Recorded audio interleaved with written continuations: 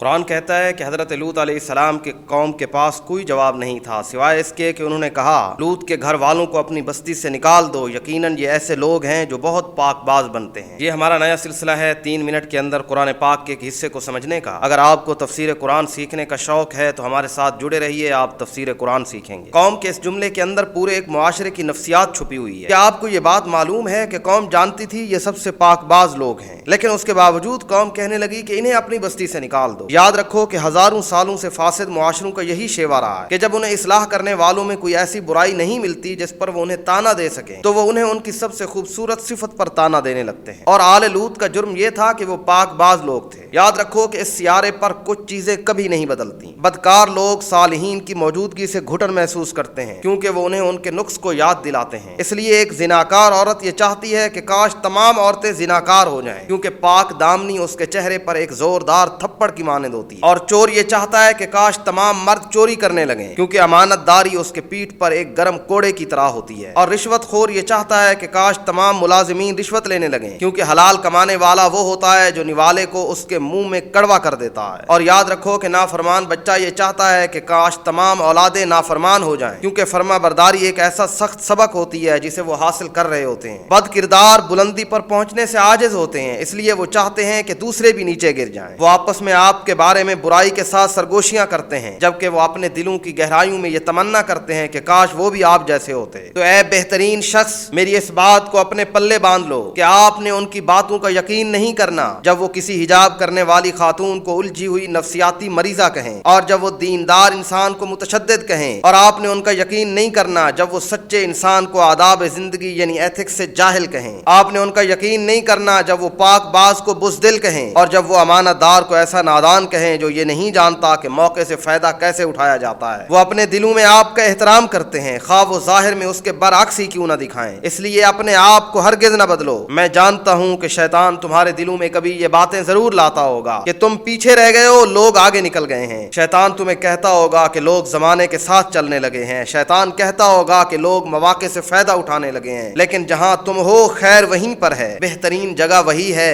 تم دنیا اور آخرت دونوں کو ساتھ لے کے چل رہے ہو، نہ تم دنیا خراب کر رہے ہو نہ آخرت خراب ہو رہی ہے۔ تو ایسے لوگوں کی طرف دیکھ کے اپنی ذات کو بدلنے کی کوشش نہ کرو۔